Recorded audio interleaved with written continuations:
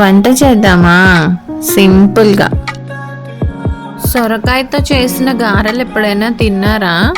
ఒక్కసారి ట్రై చేయండి, మీరే మళ్ళీ మళ్ళీ చేసుకొని తింటారు. ఈ సొరకాయతో గారెలే కాదు, పకోడీ చేసుకున్నా కూడా చాలా బాగుంటుంది. రెండు ప్రాసెస్ చెప్తాను, ఒకసారి ట్రై చేయండి. ఈ రెసిపీ కోసం ముందుగా ఒక మిక్సింగ్ బౌల్లో సన్నగా తరిగిన సొరకాయ తురుముని 1 కప్ తీసుకోవాలి. అదే కప్తో 1 కప్ బియ్యం పిండిని తీసుకోవాలి. తర్వాత రాత్రంతా నానబెట్టిన శనగపప్పుని 1 టేబుల్ స్పూన్ వరకు తీసుకోవాలి.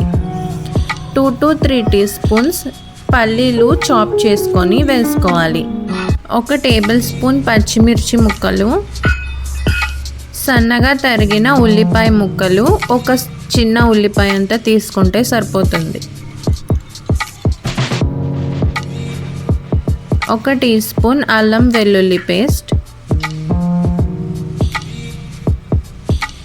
1 టేబుల్ స్పూన్ కారం, మీ టేస్ట్కి సరిపడినంత ఉప్పు.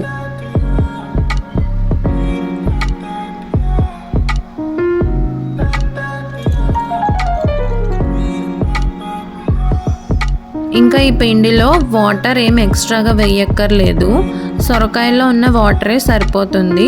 అలా బాగా మిక్స్ చేసుకోవాలి.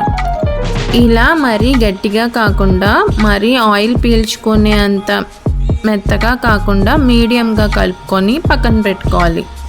నెక్స్ట్ ఒక ప్యాన్లో ఆయిల్ వేసుకొని గారెల్లాగా ఒత్తుకొని, కొంచెం సన్నగా ఒత్తుకొని మధ్యలో చిన్న హోల్ పెట్టుకొని 1 by 1 ఆయిల్లో వేసుకొని కొంచెం సేపు అయిన తర్వాత వెంటనే గంట పెట్టి తింపకుండా కొంచెం సేపు ఆగి గంటతో స్లోగా లేపితే అవే వాటంతట అవే పైకి వచ్చేస్తాయి.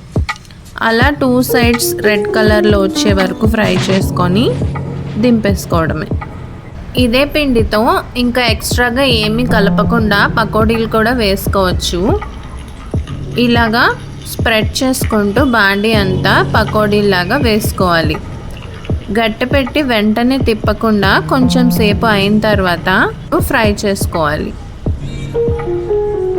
ఇవి వేగడానికి కొంచెం టైం పడుతుంది, కొంచెం పేషెన్స్తో ఫ్రై చేసుకోవాలి. అలానే స్టవ్ పెద్దగా పెట్టేస్తే మాడిపోతాయి, లోపల ఉడకదు. కాబట్టి స్టవ్ మీడియం టు హైలోనే పెట్టుకొని ఫ్రై చేసుకోవాలి.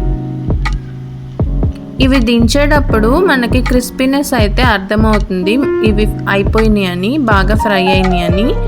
ఆ టైంలో స్టవ్ ఆఫ్ చేసుకొని ప్లేట్లో సర్వ్ చేసుకోవడమే. చూసారా ఎంత బాగా వచ్చినాయో? చిన్నపిల్లల నుండి పెద్దవాళ్ళ వరకు చాలా బాగా ఎంజాయ్ చేస్తారు. రెసిపీ కూడా ఎక్కువ ఇంగ్రీడియంట్స్ లేకుండా సింపుల్గా ఉంది కదా.